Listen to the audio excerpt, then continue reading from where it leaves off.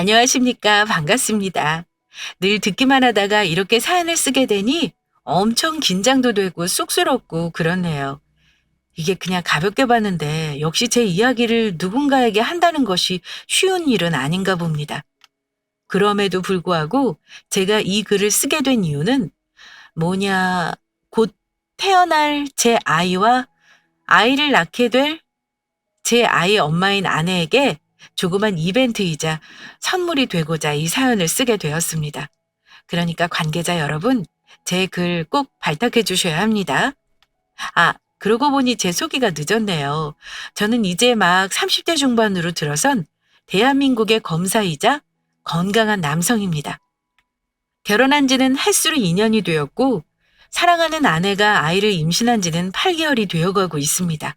그렇게 저와 아내는 곧 태어나게 될 아이를 기다리며 평온하고 행복하고 충만한 하루하루를 보내고 있답니다. 사실 저희 부부는 결혼하기까지 우여곡절이 참 많았습니다. 흔한 클리셰지만 집안의 반대가 극심했어요. 아내 쪽은 아니고 제 집에서요. 특히 어머니의 반대가 대단했죠. 티를 내지 않고 아무렇지 않은 척하지만 아마 제 아내는 그 과정을 겪으며 자존심도 많이 상하고 상처도 크고 깊게 받았을 겁니다. 그런 아내를 생각하면 제가 더 잘해야지 하는 생각이 가득합니다. 그럼 저희가 어떤 우여곡절 끝에 사랑의 결실을 맺게 되었는지 지금부터 사연을 시작하도록 하겠습니다. 여러분은 진실된 사랑을 믿으시나요? 어떠한 고난과 역경이 오더라도 반드시 지켜내고 싶은 사람. 그 사람을 위해서라면 어떠한 것도 포기할 수 있고 그것이 희생이 아니라 당연한 것이라는 생각이 들게 되는 그런 사랑이요. 저는 제 아내를 만나고 그런 사랑이 있다는 것을 믿게 되었습니다. 그리고 제가 이렇게까지 관계에 대한 확신이 들기까진 당연히 아내가 내게 보여준 사랑과 믿음 그리고 희생이 있었기 때문이겠죠. 제가 아내를 처음 만난 건 대학 시절 캠퍼스 안 날씨가 흐드러지게 좋았던 어느 여름날이었습니다.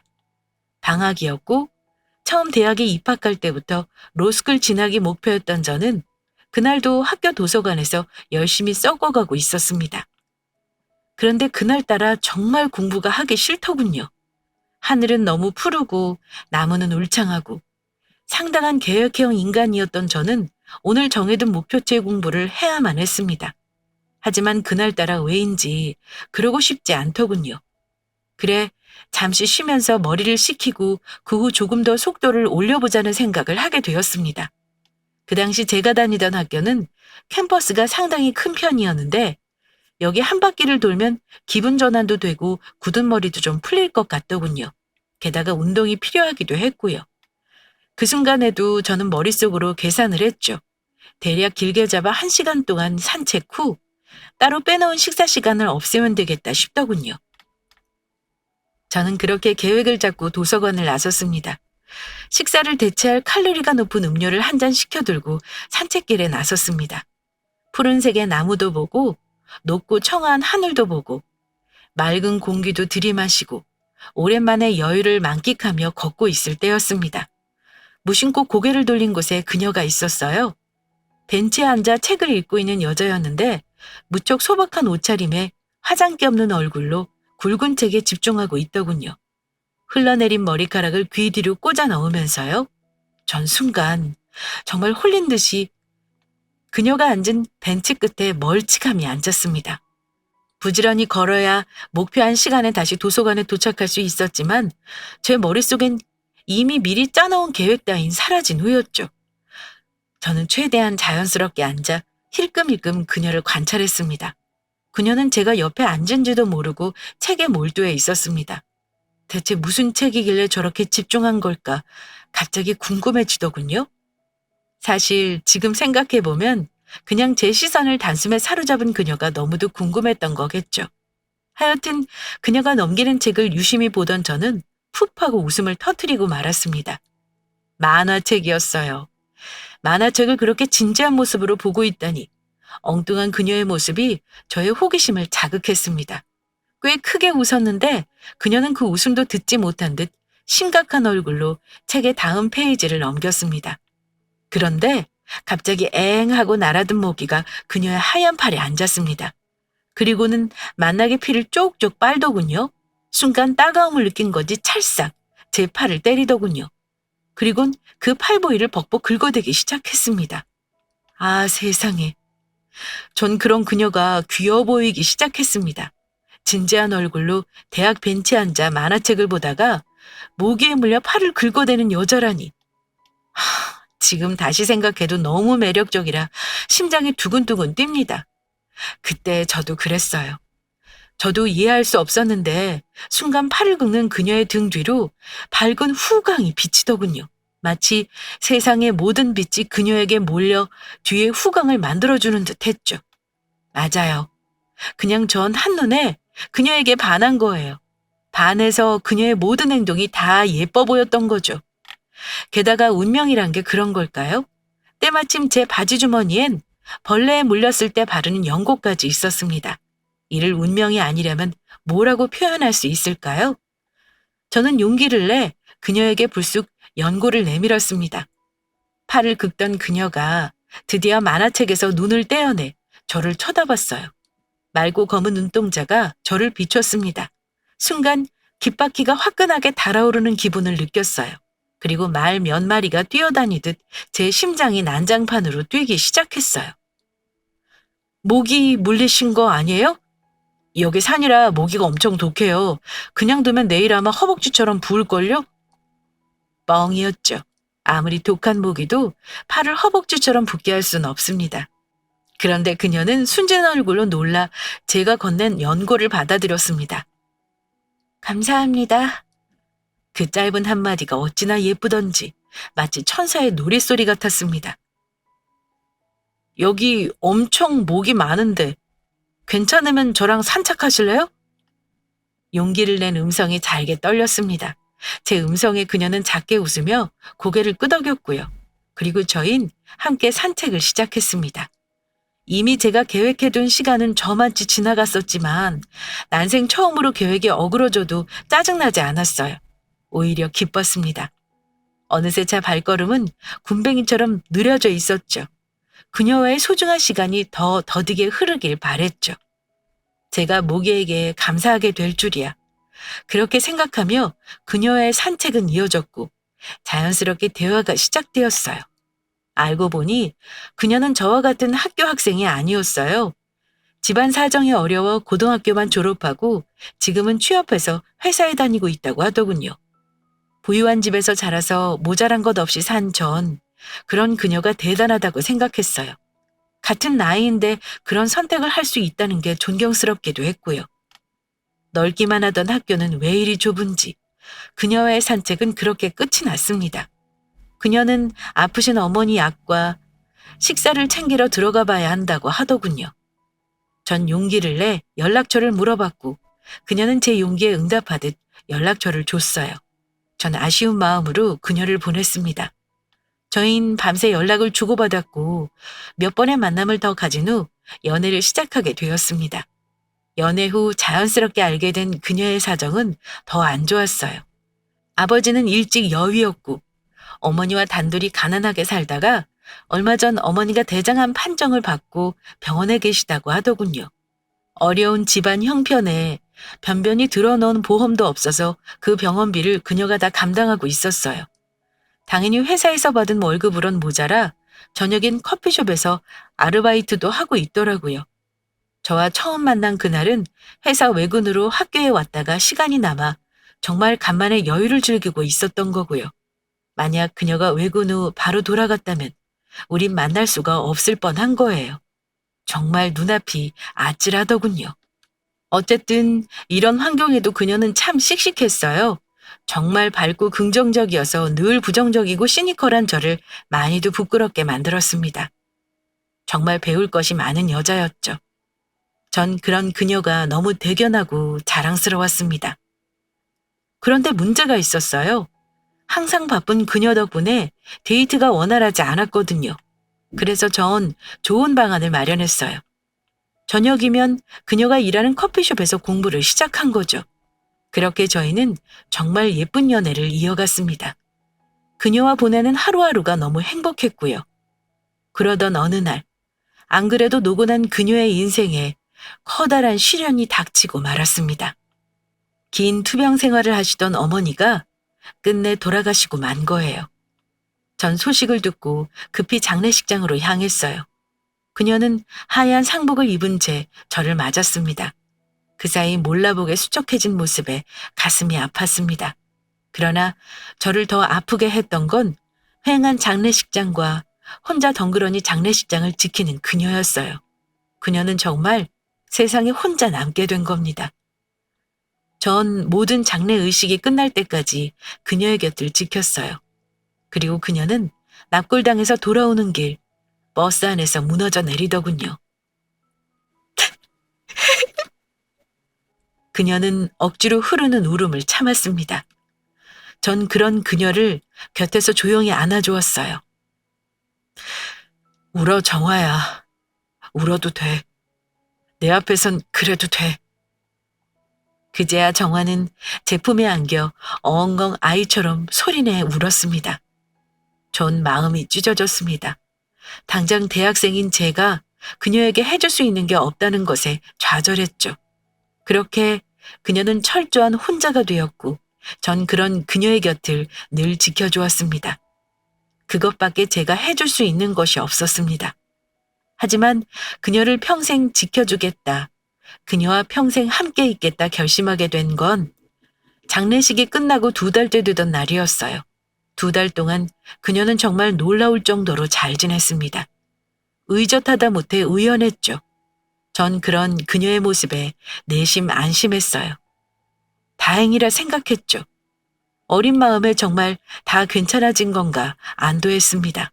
하지만 전 늘 그녀의 집에서 함께 밥을 먹고 공부도 했어요. 그렇다고 그녀를 엄마와 함께 살던 그 조그만 아파트에 혼자 둘 수 없었으니까요. 그런데 2달째 되던 날 밤이었습니다. 전 어머니의 상화에 집으로 가야 했고 그녀에게서 한 통의 전화가 걸려왔어요. 여보세요? 정화야. 오늘 우리 집에 올 수 있어? 물론 가고 싶었죠. 그런데 제가 그 당시 그녀와 시간을 보내느라 외박이 잦았거든요. 그날 어머니는 오랜만에 집에 돌아온 제게 외출 금지령을 내렸고 어렸던 저는 꼼짝 못하고 집에 붙잡혀 있었습니다. 미안해, 정화야. 오늘은 집에 있어야 할 것 같아. 엄마가 난리네. 그러자 그녀가 애써 밝게 말하더라고요. 괜찮아. 그냥 한번 말해봤어. 하긴 어머니 걱정 많이 하셨겠다. 그치? 그렇게 전화를 끊었는데 평소와는 다른 그녀의 힘없는 목소리가 너무 마음에 걸리더군요. 그래서 저는 결국 탈출을 감행했어요. 급히 그녀의 집에 도착해 초인종을 눌렀지만 인기척이 없었어요. 갑자기 걱정이 되더군요. 이미 집 비밀번호를 알고 있었기에 급히 비번호를 눌러 집으로 들어갔어요. 집은 쥐죽은도 조용했고 갑자기 겁이 덜컥 나더군요. 혹시 그녀가 안 좋은 선택이라도 했으면 어쩌지 걱정하며 황급히 그녀의 방으로 들어갔어요. 그런데 그녀는 곤히 잠들어 있었어요. 품에 커다란 액자를 안고요. 전 조심히 액자를 빼냈어요.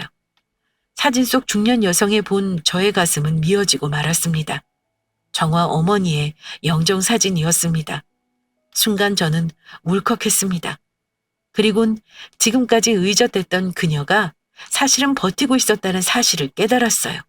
그것도 모르고 정말 그녀가 괜찮아진 줄 알고 안심했던 제가 바보처럼 느껴졌죠.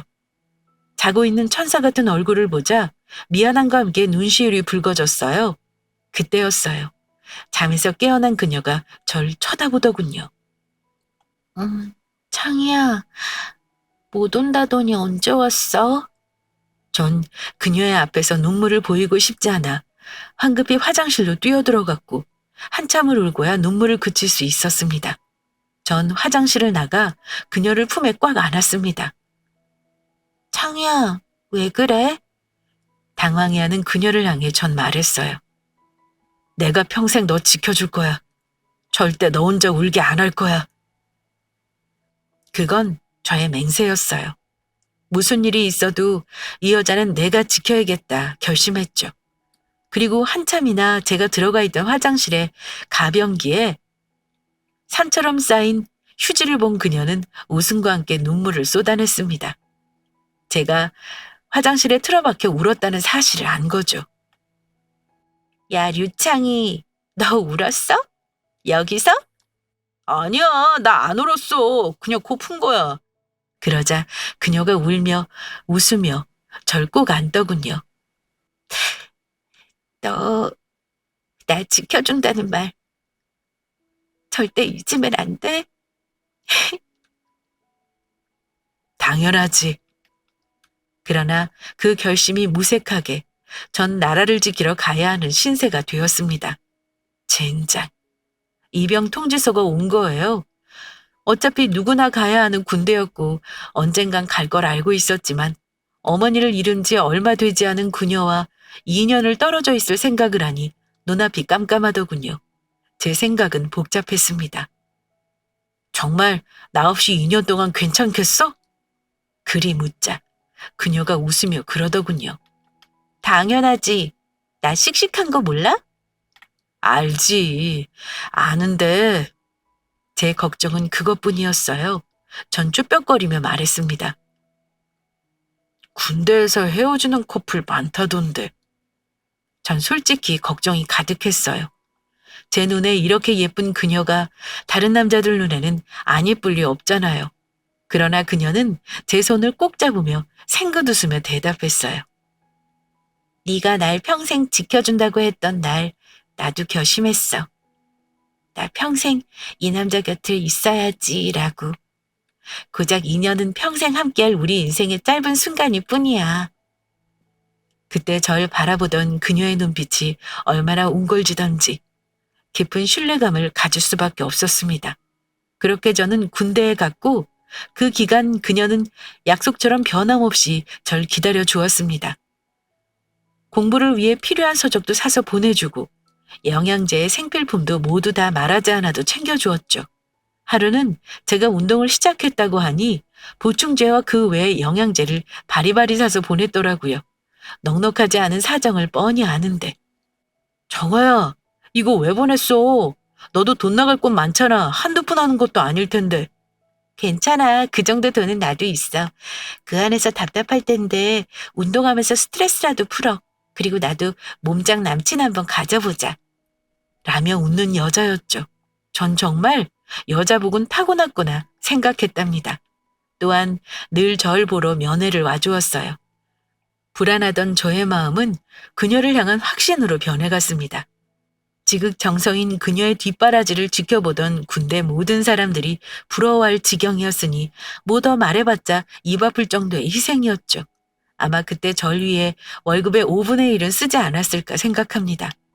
그렇게 그녀의 희생으로 그나마 길었던 군생활은 빠르게 흘렀고 전 제대를 했습니다. 군대만 제대하면 이 세상 모든 걸 그녀의 품에 안겨줄 수 있을 것 같았지만 현실은 비정했습니다. 전 여전히 학생이었고 그녀는 어엿한 사회인이었으니까요. 로스쿨 진학을 위해 공부에 매진하는 제 곁엔 늘 그녀의 뒷바라지가 있었습니다. 당시 그녀의 희생과 노력을 이야기하자면 지금도 눈물이 날 지경인데요. 우선 그녀는 늘 공부하는 저를 위해 도시락을 싸다 날랐어요. 당연히 손수한 음식으로요. 밖에서 사 먹은 음식은 건강을 해친다면서요. 사실 처음 그녀의 요리 실력은 형편없었어요. 그런데 점점 요리 실력이 늘었어요. 나중엔 어느 인류 요리사 못지않은 실력자가 되었죠. 뿐만 아니라 그녀는 제가 잘 때까지 자지 않고 기다려줬습니다. 도서관에서 집으로 돌아가는 길, 그녀와 하는 통화 시간이 가장 행복하다는 저의 눈치 없는 말 때문이었어요. 아침 저녁으로 일하는 그녀는 늘 필요에 시달렸는데도 말이죠. 가끔 자신도 모르게 잠이 드는 날이면 잠에 취한 목소리로 안 잔 척하는 그녀가 얼마나 사랑스럽고 눈물 나도록 고마웠는지 그녀는 아마 알지 못할 겁니다. 정말 전 그 혹독한 시간들을 그녀로 인해 견뎠습니다. 전 그녀를 위해 더 열심히 공부했습니다. 제가 그녀의 희생에 보답하는 방법은 오직 그것뿐이었으니까요. 전 생각했습니다. 부모 말고 이런 무조건적인 사랑을 주는 사람이 또 있을까? 나, 이 여자를 위해 목숨도 바칠 것이다. 라고요. 저희의 사랑은 그렇게 굳건해지고 단단해졌습니다. 전 그녀의 극진한 뒷바라지로 로스쿨에 입학했고 그녀의 그 고생은 제가 로스쿨을 졸업할 때까지 한결같이 계속되었습니다.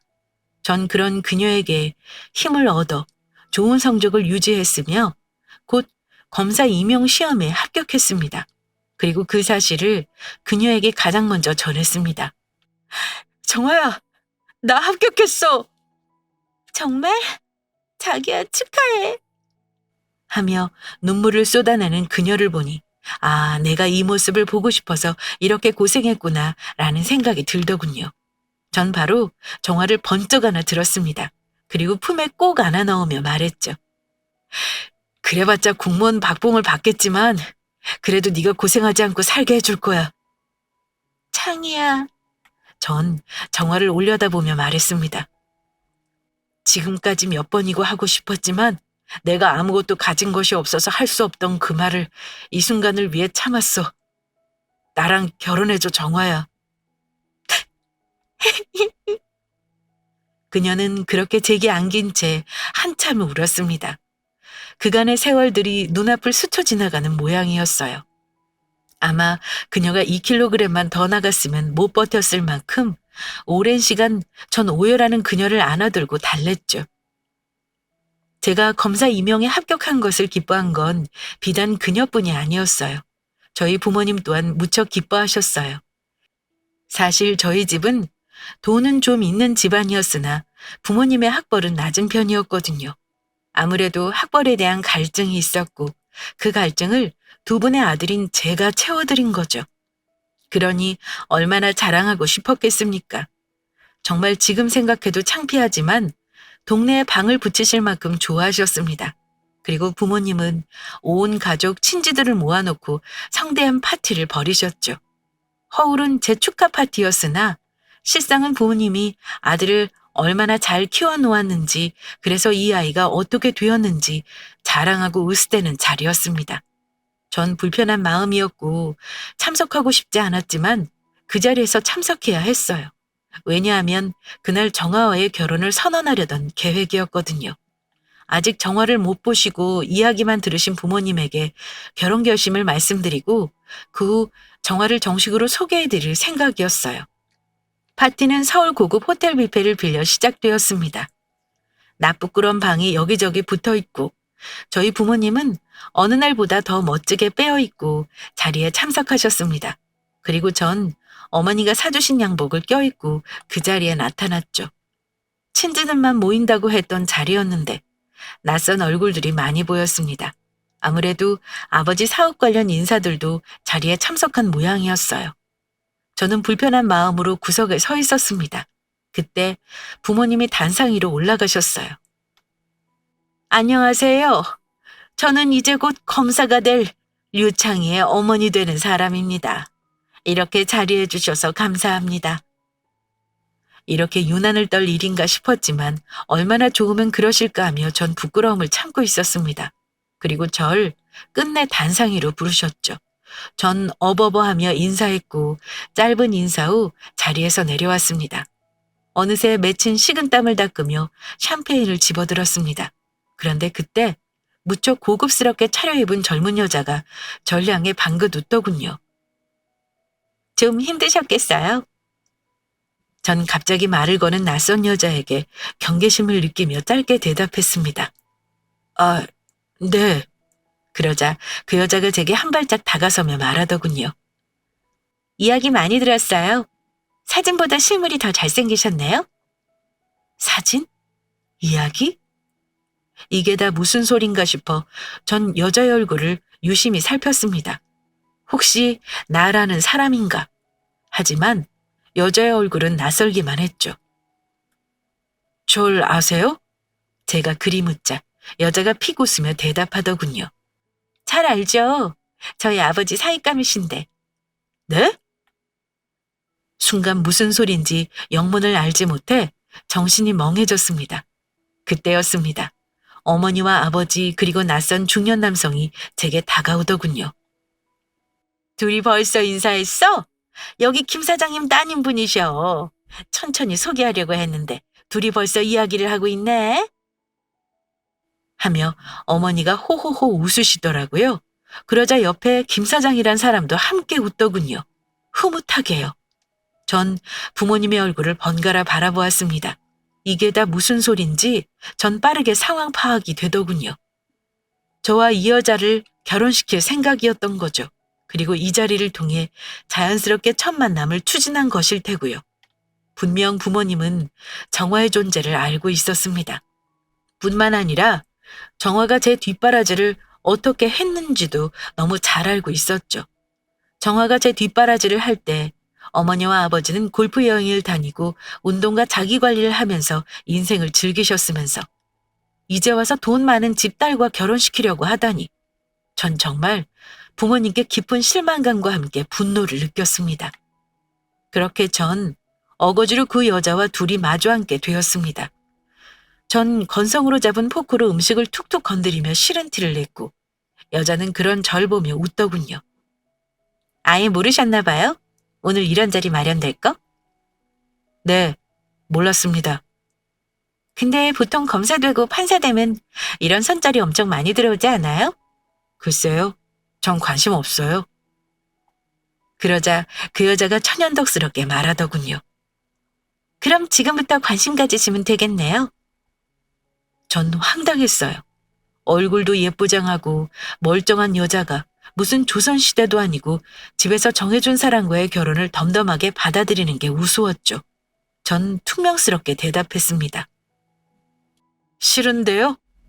사람 마음이 머리도 아니고 어떻게 계산해서 관심을 가져야지만 관심을 가지겠어요? 그러자 그 여자가 그러더군요. 어차피 피차 집에서 정해준 사람과 결혼하는 게 편하지 않아요? 그리 묻는데 말문이 막혔습니다. 그리고 전 단호하게 말했죠. 아니요. 편하지 않고요. 전 결혼하고 싶은 여자가 있습니다. 10년 사귀었고 그 여자랑 결혼하고 싶어요. 그러니까 그쪽 집에 가서 이 결혼 못하겠다고 말씀해 주세요. 그렇게 말한 후 대답도 듣지 않고 자리에서 일어섰습니다. 그 여자에겐 신뢰되는 행동일지 모르겠지만 그렇게 확실히 말해두는 게 피차 좋을 것 같다는 생각에서였어요.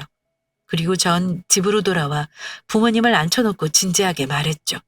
저 정화랑 결혼할 겁니다. 그러자 어머니가 인상을 마구 구기시며 말씀하시더군요. 뭐? 너 미쳤어? 제가 왜 미쳐요? 10년 동안 제 뒷바라지 해준 여자예요. 결혼하는 게 당연한 거 아니에요? 예, 창이야. 너 정신 차려. 걔 고졸의 고아야. 네 앞길에 전혀 도움이 안 된다고. 너 그저 그런 검사 나부랭이 하다가 말 거야? 이왕 검사 되었으면 큰일을 해야지. 그러려면 뒷배가 얼마나 중요한지 알아? 뒷배에 있어야 하는 큰일은 하고 싶은 생각도 없고요. 은혜도 모르는 쓰레기 같은 놈 되면서까지 출세할 생각도 없어요. 두 분 정화가 제게 어떻게 한지 아시면서 어떻게 제게 다른 여자랑 결혼하는 뭐 소리를 하세요? 네? 그러자 어머니가 입에 개거품을 무시며 넘어가시더군요. 아버지는 말없이 그런 어머니를 부축하셨고요. 전 그런 부모님을 보며 쐐기를 박았습니다. 전 정화 아니면 결혼 같은 거 할 생각도 없으니까 그렇게 아세요. 두 분 정말 실망입니다. 그러자 어머니가 충격 먹은 듯한 얼굴로 절 보시더니 절 살살 달래시더군요. 창이야, 일단 몇 번 데이트만 해봐. 그래도 싫다고 하면 엄마가 더 말 안 할게. 응? 해볼 필요도 없어요. 그러니까 제발 절 그냥 두세요. 그러자 어머니가 단호한 음성과 그런 표정으로 제게 말씀하시더군요. 내일 윤진 양이랑 약속 잡아놨으니까 그렇게 알아. 1시에 청담동이야. 무조건 나가. 정말 억압적인 음성이었고 전 듣고 싶지도 따르고 싶지도 않았습니다. 그렇게 전 대답도 없이 자리를 박차고 나와 제 방으로 들어갔습니다. 정말 울분이 터지고 화가 나더군요. 혼자 씩씩거리고 있는데 핸드폰이 울렸습니다. 정화였어요. 오늘 잘했어? 별다른 일은 없었고? 그리 묻는 정화에겐 전 절대 오늘 있었던 일을 사실대로 말할 수 없었습니다. 그래서 천연덕스럽게 그녀에게 처음으로 거짓말을 했습니다. 그냥 어른들 파티였지 뭐야. 아, 우리 내일 여행 갈까? 나 시험도 끝나고 이제 시간도 널널한데 내일 또 때마침 주말이잖아. 어때? 그렇게 저희는 여행을 떠났습니다. 역시 다시 보아도 제게는 정화밖에 없다는 것을 확인하는 시간이었어요. 정말 그녀가 웃는 얼굴에 세상이 밝아지고 더 웃게 해주고 싶고 정말 이게 운명의 짝꿍이구나 라는 생각이 들었어요. 저희는 짧은 1박 2일 여행을 마치고 집으로 돌아왔어요. 그리고 제가 집 현관으로 들어서자마자 어머니의 고성이 날아들었습니다. 너 윤진 양이랑 약속도 안 가고 어딜 다녀와? 제가 그랬죠. 안 간다고 했잖아요. 저 정화랑 여행 다녀왔어요. 올해 안에 정화랑 결혼하고 싶어요. 어머니가 생각 바꾸셔야 해요. 전 무조건 정화랑 결혼할 거니까요. 그딴 애랑 무슨 결혼이야. 내일로 다시 약속 잡아놨으니까 당장 나가. 어머니는 쉽게 물러설 생각이 아닌 모양이었습니다. 너 안 나가면 나 죽을 거니까 그렇게 알아. 정말이야? 엄마 죽는 걸 보고 싶어서 이래? 무조건 절 그 선자리에 내보내야 직성이 풀려 보이더군요. 그래, 전 결심했습니다. 정화를 위해서라도 이 일은 내가 깔끔하게 마무리 지어야겠다라고 결심하게 되었죠. 알겠어요. 내일 몇 시인데요? 전 못 이기는 척 대답했고 그제야 어머니의 얼굴에 흡족한 미소가 달리더군요. 전 다음 날 선자리에 나갔습니다. 정말 예쁘고 잘생긴 친구 한 명을 미리 섭외했고요. 그 자리엔 윤진이라는 파티 때 본 여자가 나와 있었습니다. 저번에 많이 기다렸어요. 그땐 실례가 많았습니다. 죄송합니다. 괜찮아요. 뭐 사랑하는 여자가 있으시다니 이해해요. 그나저나 오늘도 안 나오실 줄 알았는데. 윤진이란 여자는 꽤 쿨하게 말하더군요. 전 그 기회를 놓치지 않고 대답했습니다. 생각해보니까 그렇더라고요.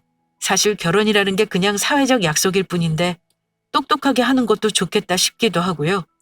어차피 전 결혼도 못하는 사람이니 윤진 씨랑 결혼해도 좋겠다 싶더군요. 네? 그게 무슨... 제가 저번에 말씀 안 드렸더라고요. 저 사실 사랑하는 여자가 아니라 남자가 있습니다. 네? 뭐라고요? 그러자 제 친구가 기다렸다는 듯이 테이블 앞쪽으로 걸어왔습니다. 자기야 라고 끼스러운 소리를 내면서요. 전 두 팔을 벌려 친구를 맞았고 친구는 제 품에 쏙 안기며 자리에 앉았습니다. 전 진짜 구역질이 나는 걸 간신히 참으며 친구를 사랑스러운 눈으로 바라보며 말했죠. 그래도 결혼할 사이인데 제가 누구와 잠자리를 하고 집에 들어가는지 윤진 씨도 아쉬워할 것 같아서요. 윤진 씨 무척 쿨하신 것 같은데 이해하시죠? 네? 윤진 씨의 얼굴이 정말 시뻘개지며 일그러졌어요. 제 친구는 정말 천연덕스럽게 연기를 하며 제 품에 폭 안기더군요. 전 그런 친구의 머리카락을 쓸어넘기며 웃었습니다. 걱정하지 마세요. 저랑 제 애인은 피움도구는 이용하니까요. 윤진 씨와 저도 아이는 가져야 하지 않겠어요? 그러자 윤진 씨가 벌떡 자리에서 일어서더군요. 정말 경악을 금치 못하겠다는 얼굴로 저와 제 품에 꼭 붙어있는 제 친구를 쳐다보더군요. 진짜 상상을 초월하네. 정말 어이가 없다는 듯한 리액션에 전 무척 만족했습니다. 윤진 씨는 그대로 가방을 집어들고 도망치듯 호텔을 나가버렸죠. 그리고 전 그날 친구에게 엄청난 돈을 써서 오마카세를 쌌습니다. 둘 다 먹으면서도 아까 일을 생각하며 헛구역질을 했죠. 그렇게 제 계획은 성공적으로 돌아갔습니다. 그리고 전 어머니가 제가 이쯤 하면 포기할 거라고 생각했죠. 하지만 아니었어요. 사실 전 어머니를 믿었어요. 그래도 내 어머니이니까 절대로 선을 넘는 짓은 하지 않을 거라고요. 그런데 그 선을 넘는 짓을 어머니가 하시고 말아요. 그것도 가장 교양 없고 클리셰 범벅인 방법으로요. 제가 도서관에서 책을 보고 있을 때였습니다. 정화에게서 전화가 걸려오더군요. 전 서둘러 밖으로 뛰어나가 전화를 받았습니다. 오, 정화야. 자기야, 어머니가 전화 오셨어. 뭐? 엄마가? 순간 불안한 기분이 엄습하더군요. 전 놀라 물었고 정화는 갑작스런 어머니의 만남 제안에 놀란 듯 했지만 무척 들뜬 목소리였습니다. 응, 지금 가고 있어. 자기한테 말하지 말라고 하셨는데 그래도 말은 해야 할 것 같아서 지금 어머니 기다리고 있어. 나 지금 엄청 긴장돼. 갑자기 뒤통수로 피가 확 솟구치는 걸 느꼈습니다. 전 다급히 물었습니다. 어디서? 너 어딘데? 여기 저번에 자기 파티했던 그 호텔 1층 커피숍이야. 어, 저기 어머니 오신다. 사랑의 창이야? 끊어? 그렇게 전화는 끊겼습니다. 그 호텔이라면 다행히 제가 있던 곳에서 그리 멀리 떨어진 곳이 아니었죠. 전 당장 택시를 잡아 타고 그 호텔로 향했습니다. 기사님 빨리 가주세요. 빨리 부탁드립니다. 그렇게 10분 남짓 만에 도착했고 전 커피숍으로 뛰어들어갔습니다. 그런데 두 사람은 이미 마주 앉아 있었고 테이블 위엔 흰 봉투가 놓여 있었죠. 전 얼른 뒷좌석으로 가서 깊숙이 앉아 몸을 숨겼습니다. 어머니가 대체 뭐라고 하는지 들어야 뭐라고 할 수라도 있을 테니까요. 그리고 곧 두 사람의 대화가 들렸어요. 정아 씨도 염치가 있으면 알겠지? 지금 정아 씨가 우리 창희를 위해서 물러나줘야 할 때라는 거. 사실 정아 씨 학벌에. 하더니 픽 웃더군요. 전 어머니의 교양 없는 모습에 황당했고요. 그런데 어머님의 이어진 말이 절 정말 화나게 하더군요. 사실 정아 씨 코하잖아. 이런저런 조건 다 따져봐도 우리 창희 욕심나는 건 좀 아니지 않아? 이 돈은 헤어지라는 압박은 아니야. 헤어지는 건 당연한 인간의 도리인 거고. 이건 그간 정아 씨가 우리 창희 뒷바라지하느라 고생한가. 그 정도 예의는 내가 또 있거든. 어머니의 음성에도 정아는 아무런 말도 없었어요. 그녀가 울고 있으면 어쩌지 하는 생각에 울컥했어요. 그리고 전 몸을 숨긴 저를 원망했죠.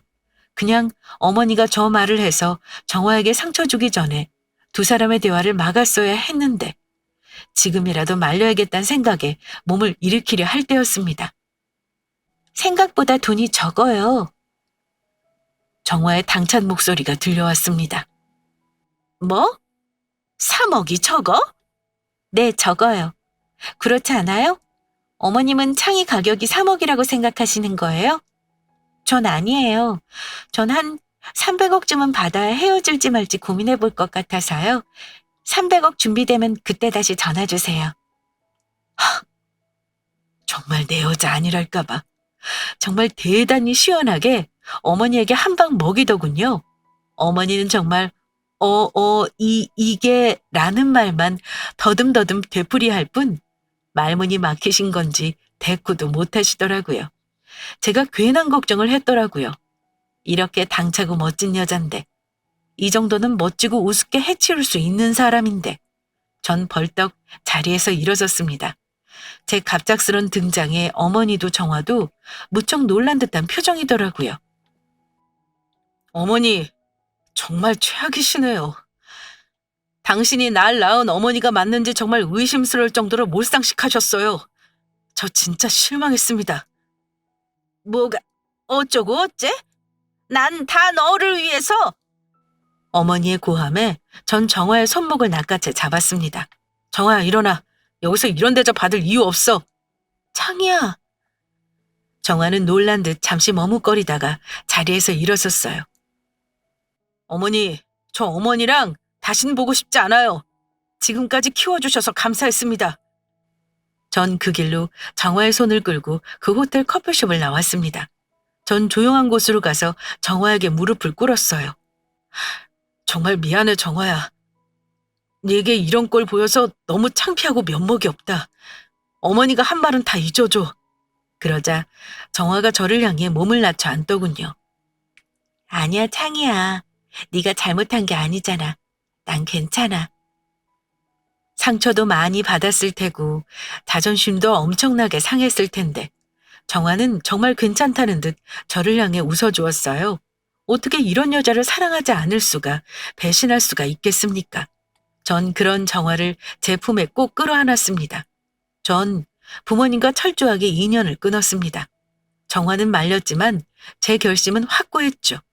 제가 정말 지켜야 할 것은 이 여자이고 이 여자와 함께 꾸릴 가정이니까요. 그리고 저희는 둘만의 조촐한 결혼식을 올렸습니다. 그리고 곧장 혼인신고도 했죠. 아버지는 절 찾아와 결혼자금에 보태쓰라며 돈을 건네셨지만 받지 않았습니다. 전 더 이상 부모님에게 신세지며 빚을 져 또 빌미를 만들고 싶지 않았습니다. 그렇게 저는 완벽하게 독립했어요. 그리고 아직도 정화는 가끔 어머니에게 시달립니다. 너 같은 애 때문에 내 아들 신세를 망쳤다는 둥, 네가 부모 연을 끊어 놓았다는 둥. 전 그럴 때마다 부모님과 화해하고 싶은 마음이 말끔히 사라집니다. 그리고 그런 말을 듣고도 묵묵히 제 곁에 있어주는 정화에게 더 잘해야겠다는 생각뿐이죠. 전 정화에게 정화를 평생 지켜주겠다고 혼자 울게 하지 않겠다고 맹세했었지만 사실 제 곁을 지켜주는 사람은 정작 정화입니다. 늘 제 버팀목이자 제 운명이죠. 뭐 요즘 퐁퐁남 설거지남 말이 많은데 전 그런 말도 우습습니다. 아니 퐁퐁이든 설거지남이든 좀 되면 어떻습니까? 제가 하고 싶어서 하는 거고 내가 내 와이프 손에 물 묻히기 싫어서 기꺼이 자체하는 건데 그걸 그런 프레임을 씌워 비난하는 게 정말 옹졸하고 남자답지 않아 보여요. 전 오늘도 그녀를 위해 무엇이라도 할 수 있다는 것에 감사하고 그녀가 제 곁에 숨쉬고 있다는 것이 영광이라고 여깁니다. 그녀를 지키기 위해서라면 어떤 것도 할 수 있을 것 같아요. 이제 곧 태어날 제 아이까지 지키려면 더 강해져야겠죠? 저희는 그렇게 오늘도 서로를 사랑하고 서로의 존재에 감사하며 살고 있습니다. 절 굳건히 믿어주고 지켜준 그녀가 아니었다면 전 아마 부모님과 인연을 끊을 용기를 내지 못했을 거예요. 서로 상호 간에 사랑과 믿음이 있었기에 저희가 지금 이렇게 행복해지지 않았나 생각해 봅니다. 전 오늘도 그녀의 존재에 감사합니다.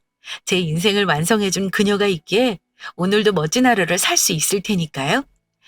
여러분, 제 이야기 어떻게 들으셨나요? 제 아내 너무 멋지고 사랑스럽지 않나요? 제가 팔불출 같아도 어쩔 수 없습니다. 오늘은 팔불출을 작정하고 이 사연을 쓴 것이니까요. 혹시 이 사연이 채택된다면 듣고 있을 정화에게 한마디 하고 싶어요. 사랑해. 내 숨이 닿을 때까지. 아이고, 이거 참 오그라들고 쑥스럽네요. 그럼 전 빠르게 인사드리고 사라지겠습니다. 그럼 제 사연 들어주셔서 감사합니다. 안녕히 계십시오.